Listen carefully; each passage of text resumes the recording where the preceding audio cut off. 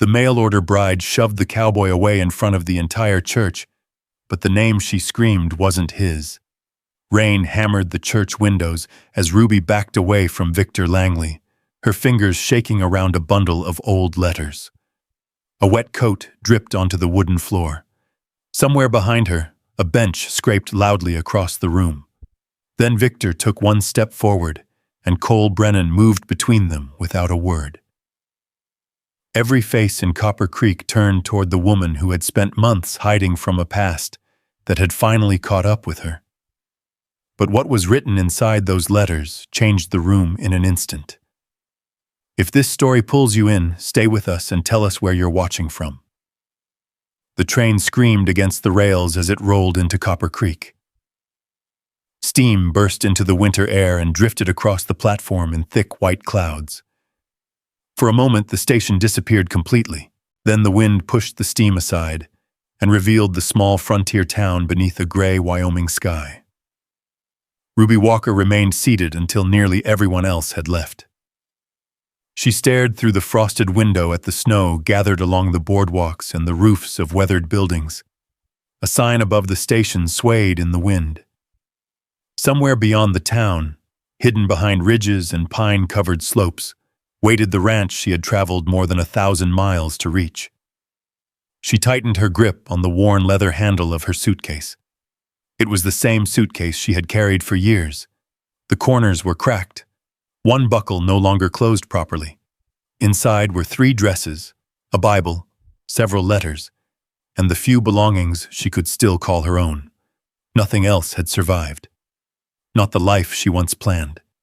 Not the future she once trusted. The conductor opened the door. "Copper Creek," he called. "End of the line." Ruby stood. Cold air rushed inside the moment she stepped down from the train. The Wyoming wind cut through her coat like a blade. She pulled her scarf tighter and looked across the platform.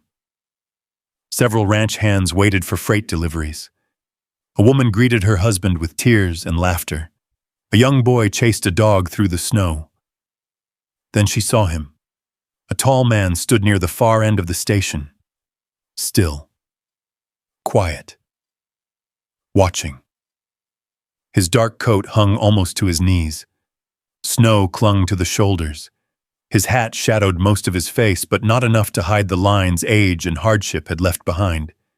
He looked exactly like the letters had sounded. Plain. Honest. Tired. Not old. Not young. Simply a man who had spent too many years carrying things alone. Their eyes met. Neither smiled. Neither waved. After a few seconds, he walked toward her. "You Ruby Walker?" His voice was low and steady. Ruby nodded. "You Cole Brennan?" "Yes." That was all. No grand welcome. No awkward compliments. No attempts at charm. For reasons she could not explain, that made her more comfortable than kindness would have. Cole took the suitcase. Not from her hand.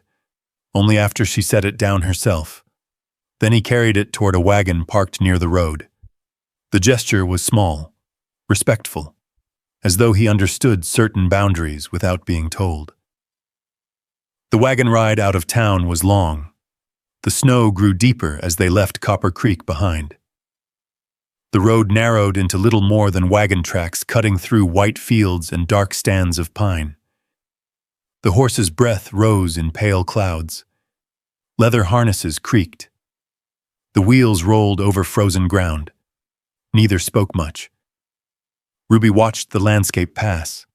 A frozen creek, a weather-beaten church, a line of fences nearly buried beneath drifting snow. Everything felt vast, endless, lonely. Eventually, she glanced toward him. "You've lived here long?" "Most my life." "You always ranch alone?" His eyes stayed on the road. "For a while now." The answer ended there. No details. No invitation for more questions. Ruby understood. She had her own silences. The sun was sinking by the time they reached the ranch. The cabin sat in the middle of a broad valley surrounded by rolling hills and snow-covered timber. A barn stood nearby. Smoke drifted from the chimney. Several horses lifted their heads from a fenced pasture as the wagon approached. The place looked worn but cared for. Nothing fancy, nothing wasted. The kind of place built by necessity instead of dreams. Cole unloaded her suitcase and carried it inside. The cabin was warm. A fire crackled in the stone hearth. A kettle rested above glowing coals. 2 coffee cups sat drying beside the sink. Only 2. Ruby noticed details like that. She always had. Cole pointed toward a door near the back. "That room's yours." She looked inside. A narrow bed, a dresser, a small window overlooking the valley. Clean, simple, safe enough. Cole remained near the fireplace, giving her space. Waiting, Ruby set her suitcase beside the bed and stood silently for several moments. Then she turned. There was something she needed to say before anything else. "If you ever touch me, I'll leave before sunrise." The words landed heavily in the room. The fire snapped softly between them. Most men would have reacted, laughed, taken offense, demanded an explanation. Cole did none of those things. He simply nodded once. Then the door stays unlocked. Ruby blinked. "What?" "The front door." His gaze never left hers. "If you decide to leave, you won't have to sneak out." Silence stretched between them. The answer unsettled her far more than anger would have. "You don't want to know why?" "No." "You don't care?" "Past belongs to whoever lived it."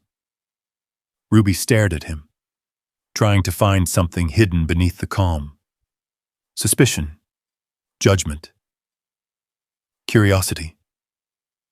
She found none, and somehow that felt even stranger. A little later, he placed a bowl of stew on the table. "Food's hot." Then he grabbed his coat. "Need to check the horses." The door opened. Cold air swept inside. A moment later, he was gone.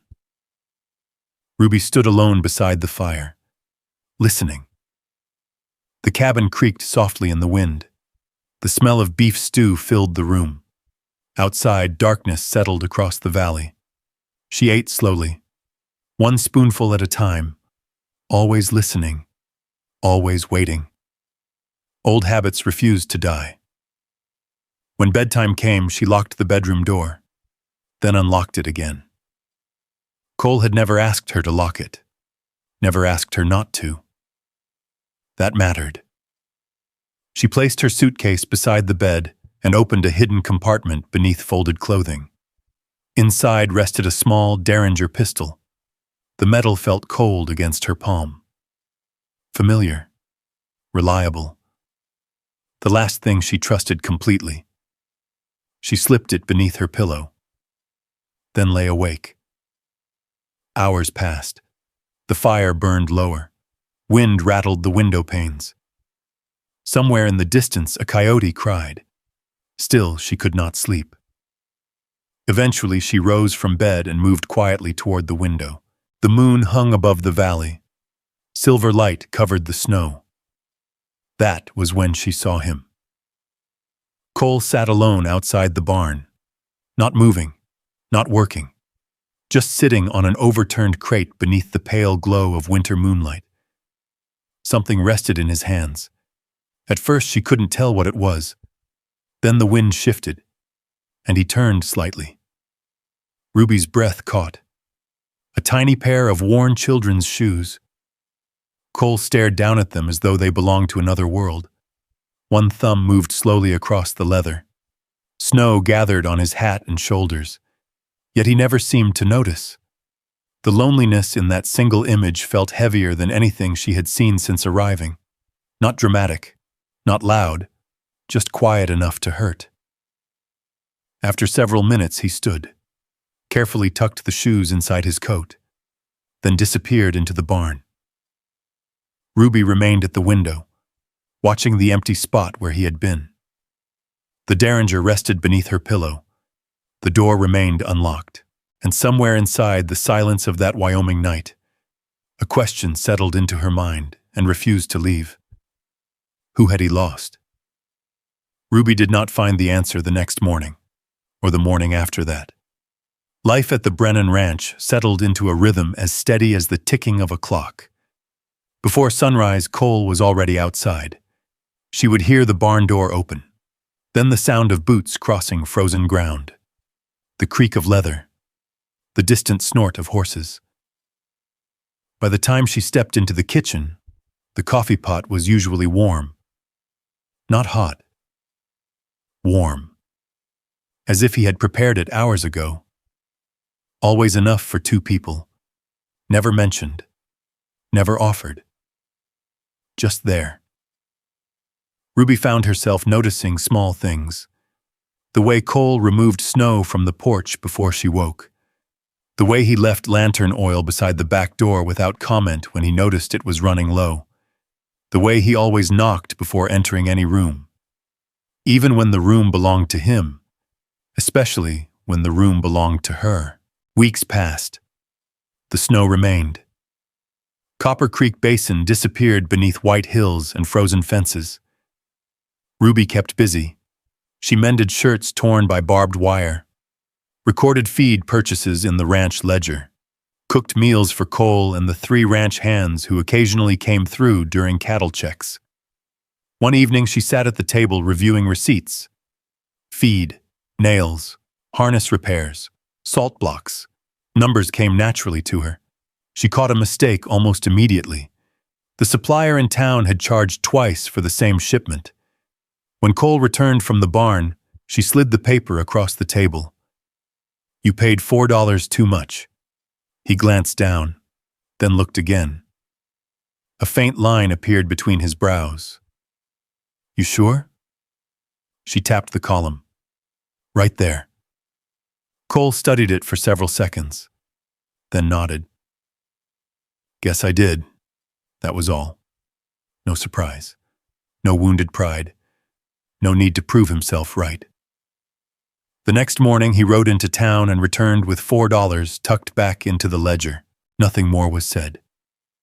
Yet Ruby noticed something afterward. Whenever paperwork needed checking, he left it on the kitchen table, near her chair, as though her opinion mattered, as though he trusted it. The realization made her uneasy. Trust had always come with conditions before. A price, a favor, an obligation. She kept waiting to discover his. It never appeared. Late one Saturday, they rode into Copper Creek for supplies. The town was busier than usual. Wagons crowded the main street. Children raced between storefronts. The smell of fresh bread drifted from the bakery beside the general store. Ruby followed Cole inside. The warmth hit them immediately. Several women stood near the fabric counter. Conversation slowed when Ruby entered. Not stopped. Slowed. The difference was worse. One woman glanced toward her suitcase tag still hanging from her coat. "That's the mail-order bride." The words weren't loud. They didn't need to be. Another woman stirred sugar into her coffee. Must have been a long trip. A few smiles followed. Thin smiles. The kind that never reached the eyes. Ruby continued walking. Her shoulders remained straight. She had survived worse than gossip. Far worse. Still, she felt every stare, every whisper. The store suddenly seemed much smaller. Cole was purchasing supplies near the register when one of the women spoke again. "I suppose ranchers can't be too particular these days." The comment floated across the room. Silence followed. Not complete silence. The dangerous kind. The kind where everyone waits to see what happens next. Cole finished counting his money, accepted his receipt, folded it once, then looked up. "She works harder than anyone standing here." His voice was calm, not angry, not loud, simply certain. The room went quiet. No speeches, no argument, no threats. Just a statement. Then he picked up the supply sack and headed for the door. Ruby followed. Outside, cold air struck her face.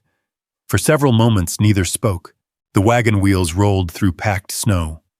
Finally, she said, "You didn't have to do that." Cole adjusted the reins. Didn't like hearing it, that was all. The conversation ended there, but something lingered. Something warm. Something unfamiliar. A few days later, Ruby delivered a basket of biscuits to Edith Malone. The widow lived alone half a mile away in a small white farmhouse tucked beside Cottonwood Creek. Edith had silver hair, sharp eyes, and a habit of speaking whatever entered her mind. Ruby liked her immediately. The older woman accepted the biscuits and poured coffee into 2 chipped mugs. Snow drifted beyond the kitchen window. The conversation wandered from weather to cattle prices to frozen water pumps. Then Edith glanced toward the Brennan ranch visible across the valley. "Cole seems happier lately." Ruby nearly spilled her coffee. "Happier?" "Mm-hmm." Edith nodded. "Haven't seen him eat alone every night for a few weeks now." Ruby stared into her cup. Edith studied her for a moment. "You know about Sarah?" Ruby shook her head. The older woman's expression softened. "His wife." The room grew quieter. "Good woman. Gentle.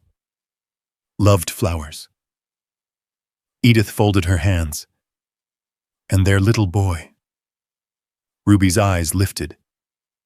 Boy. Suddenly she saw the tiny shoes beneath moonlight. The way Cole had held them.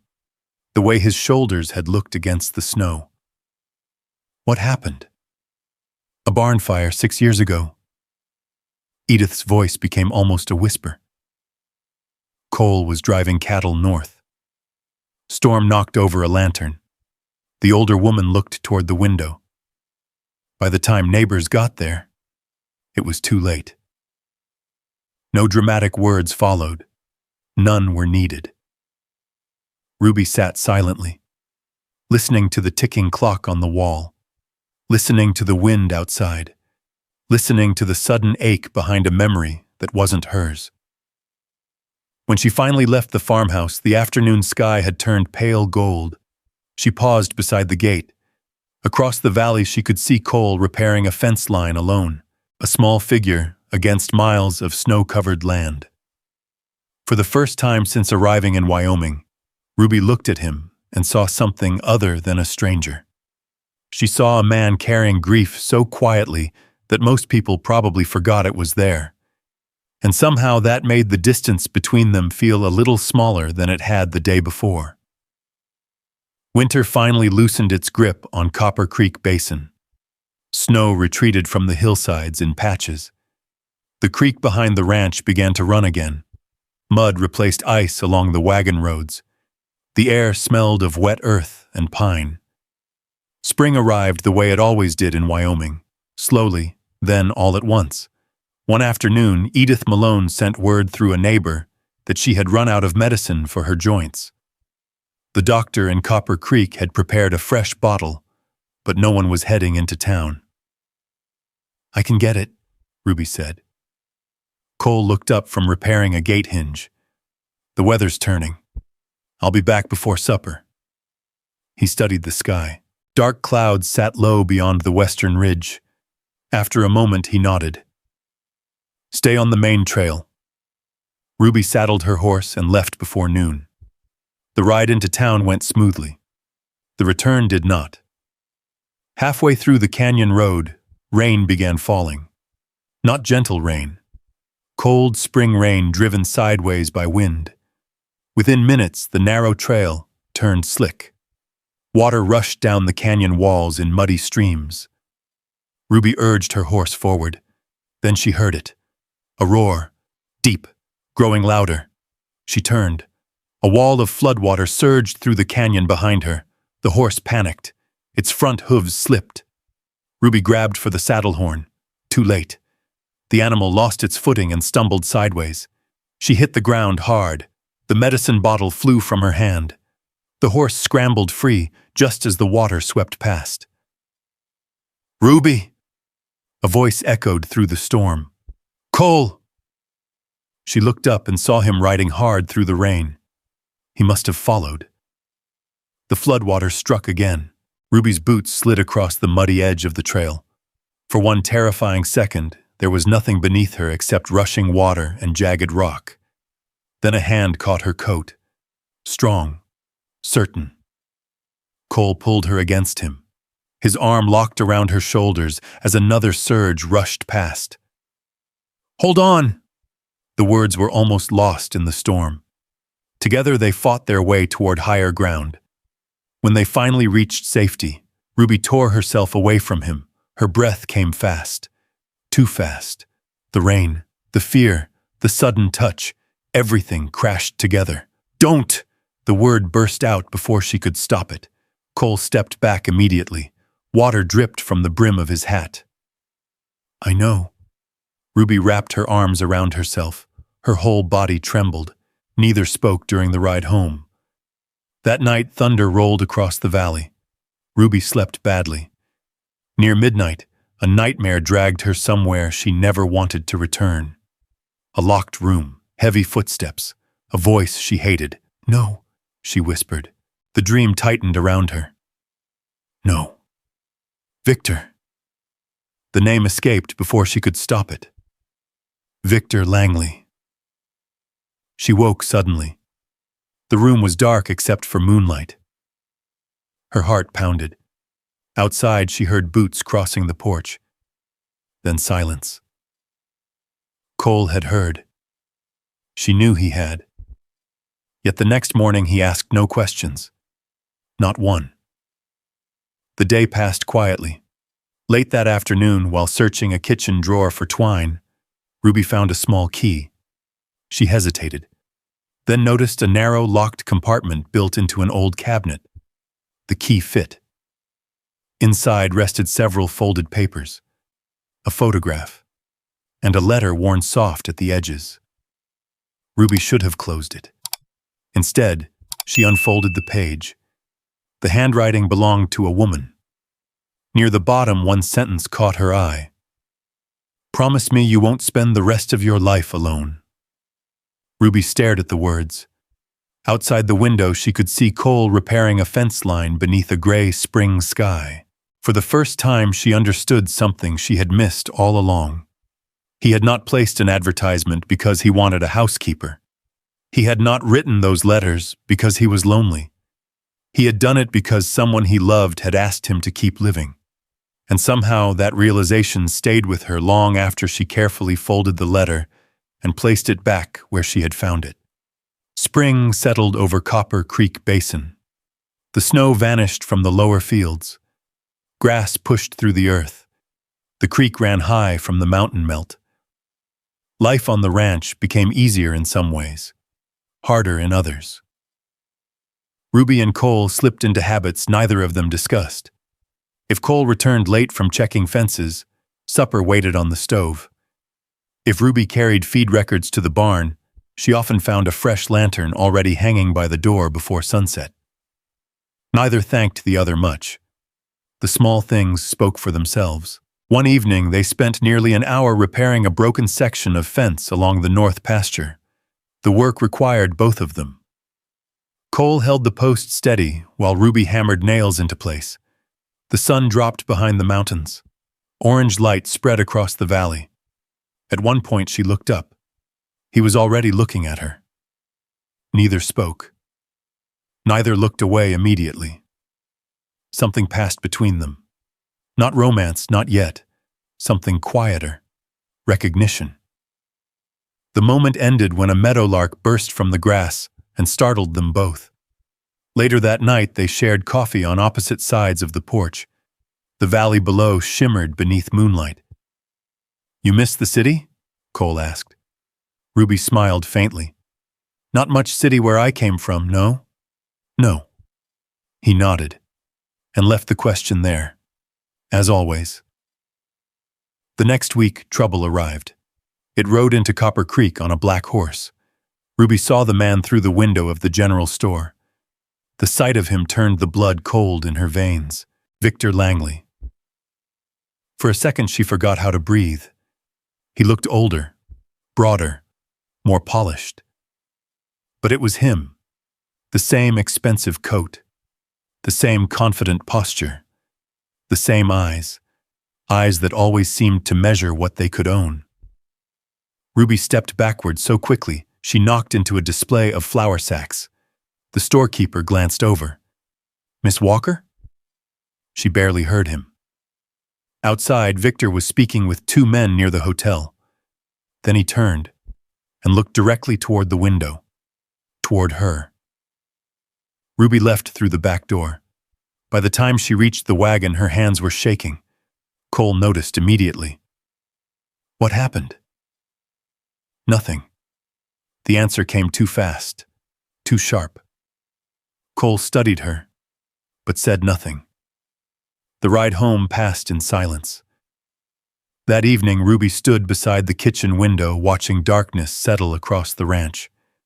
Cole entered carrying a bucket of water. "He's looking for you." The words stopped her cold. She turned slowly. Cole set the bucket down. A man in town asking questions. Ruby stared at the floor. The silence lasted so long that even the ticking clock seemed loud. Finally, she sat at the table. For the first time since arriving at the ranch, she told the truth. Not all of it. Just enough. "His name is Victor Langley." Cole remained standing, listening. "He was supposed to marry me." The words sounded strange even now. "He liked deciding where I went, who I spoke to, what I wore." Outside, wind rattled the porch railing. Ruby folded her hands tightly together. If I disagreed, he'd remind me how much power he had. Cole's jaw tightened. Still, he said nothing. He always found a way to make me feel small. She looked up, meeting his eyes. One night, I finally fought back. The room became very still. There was an argument. He got hurt. Cole waited. I left before he could decide what punishment came next. For several seconds, neither spoke. Then Cole pulled out a chair and sat across from her. Not beside her. Across. Giving her space. "You don't owe me the whole story." Ruby swallowed hard. "You believe me?" "Yes." The answer came without hesitation, without conditions, without doubt. The certainty of it nearly hurt. 3 days later, Victor arrived at the ranch. The black horse appeared first, then the rider, then the two men following behind him. Cole stepped out of the barn. Ruby froze on the porch. Victor smiled, the same smile she remembered. Smooth, confident, dangerous in ways most people never noticed until too late. "Well," Victor said, "there you are." Ruby felt every old fear rushing back. Victor removed his gloves. "Been looking a long time." "You found me." "Yes." His eyes moved toward Cole. "And I see you've made yourself comfortable."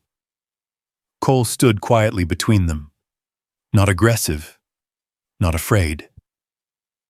Just present. Victor's smile thinned. "She belongs with me." "No," Ruby said. The word surprised even her. Victor looked back at her. "You've told them stories, haven't you?" "No." "Then perhaps I should." Cole took one step forward. "Nothing dramatic? Just enough." Victor noticed. For the first time, annoyance flickered across his face. "She assaulted me and fled." Ruby felt anger replace fear. Slowly, steadily. "No," she said. Victor laughed. The sound carried no warmth. "We'll let the town decide." Then he turned his horse. Before leaving, he looked back once. You can't run forever, Ruby. The riders disappeared down the trail. Silence settled over the ranch. Ruby stared at the empty road. She already knew what came next. Copper Creek would talk. People would choose sides.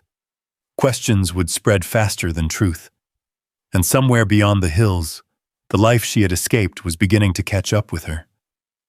For the first time since stepping off the train, she wondered whether the peace she had found at Cole Brennan's ranch was about to be taken away. The rumors spread through Copper Creek faster than spring runoff. By the end of the week, everyone seemed to have a version of the story. Some said Ruby had attacked Victor Langley without cause. Others claimed she had stolen money and fled. A few simply shrugged and decided the truth was probably somewhere in the middle. The worst part was not the gossip. It was the doubt. People who had smiled at her in the general store now looked away. One ranch hand quit working for Cole, then another. Neither offered much explanation. They simply collected their pay and left. Cole watched them ride away without saying a word. That silence hurt Ruby more than anger would have. One evening she stood beside the corral while the sun sank behind the mountains. "I should go," she said. Cole kept brushing down a horse. "No." She looked at him. "No? You shouldn't have to leave your home because somebody showed up wanting control." The brush continued moving through the horse's coat. Slow, steady, certain. Ruby lowered her eyes. Home. No one had called any place home for her in a very long time. 3 days later, the church bell rang across Copper Creek. The community hearing had been called. Half the town showed up. Farmers, shopkeepers, ranchers, families crowded onto wooden pews beneath tall windows streaked with afternoon sunlight. Ruby sat quietly near the front, Cole beside her, Edith Malone on the other side. Victor entered last, confident, well-dressed, certain he had already won. The minister opened the meeting. Victor spoke first. His voice carried easily through the church. He described himself as a wronged man, a patient man, a man who had traveled hundreds of miles seeking justice. Then he pointed toward Ruby. She ran because she knew what she'd done. Murmurs moved through the room. Ruby felt every eye settle on her. Years ago, that would have been enough. Years ago, she would have lowered her head, stayed silent, accepted whatever came next. Not today. Slowly she stood. The church grew quiet. Even the floorboards seemed to stop creaking. Ruby looked at Victor, then at the townspeople, then at her own hands. When she finally spoke, her voice was calm, not loud, not trembling, just honest. She told them about promises that slowly became rules, about rules that slowly became control, about spending years being told what to wear, where to go, who she could speak to. She described living in fear of disappointing a man who believed everything belonged to him, including her. Nobody interrupted. Nobody laughed. When she finished, silence filled the room. Then Edith Malone stood. The old widow carried a bundle of letters tied with faded ribbon. Before Ruby ever came west, Edith said, "She wrote to me." The letters passed from hand to hand, words written months earlier, long before Victor arrived, long before anyone knew trouble was coming. The letters told the same story Ruby had just shared. Victor's confidence slipped. For the first time all afternoon, he looked uncertain. Then another voice spoke. A man near the back stood slowly, gray-haired, nervous. Victor's former household manager, a man few people recognized. He removed his hat. "I worked for Mr. Langley nearly 10 years. Victor's face went pale. The witness spoke carefully, truthfully. And piece by piece, Victor's version of events began to collapse. The room changed. People stopped looking at Ruby with suspicion. They started looking at Victor. When the minister finally announced the hearing was over, Victor's composure shattered. He pushed through the crowd. "Enough of this," his voice cracked. "You're coming with me." He reached toward Ruby. Before he got close, Cole stepped forward. Just one step. Nothing dramatic. No threats. No raised fists. Simply a man placing himself between danger and someone he cared about. Victor stopped. The entire church watched. Cole's gaze never wavered. "You heard her answer." The words landed harder than any shout. A local deputy moved forward, then another. Within minutes, Victor Langley was escorted from the church. The doors closed behind him, and just like that, it was over. The weeks that followed felt strangely quiet. Summer edged closer. Grass grew high across the valley. The creek settled back into its banks. Life returned to normal, at least on the surface. One morning, Ruby carried her suitcase onto the porch, the same suitcase she had brought from the train station months earlier. Cole saw it immediately. He said nothing. Instead, he picked it up and carried it outside for her, the way he had on the day she arrived. They stood together near the front gate. Wind moved softly through the grass. A meadowlark sang somewhere beyond the barn. "If leaving is what you need," Cole said, "I won't stop you. No pleading, no bargaining, no promises. Just respect." The same respect he had given her from the beginning.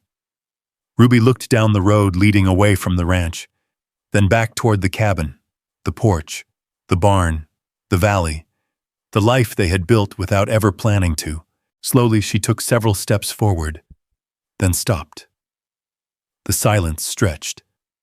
Cole waited, as he always had. Ruby looked back. For the first time since arriving in Wyoming, fear wasn't making the decision.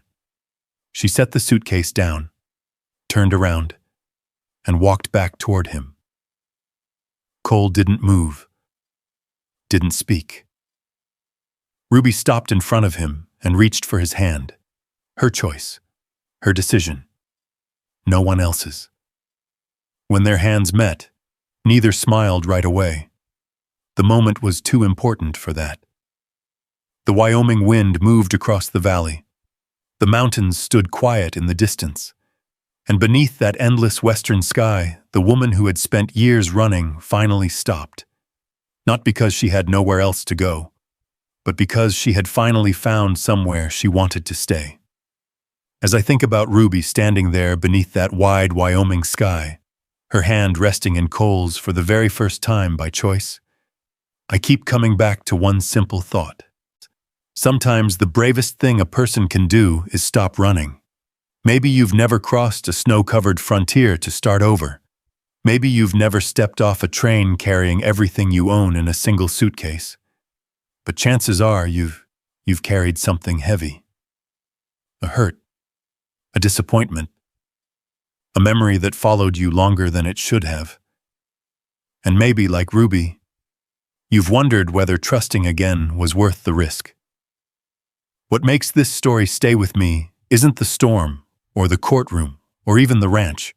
It's the quiet moments, a door left unlocked, a cup of coffee waiting on the stove, a man who chose patience when he could have chosen pride, a woman who slowly remembered that her future did not belong to her past. Sometimes healing doesn't arrive all at once. Sometimes it looks like one small act of kindness repeated over and over until fear finally loosens its grip. If you found yourself thinking about someone while listening to this story, or if one part of Ruby's journey felt familiar, I'd love to hear which moment stayed with you most.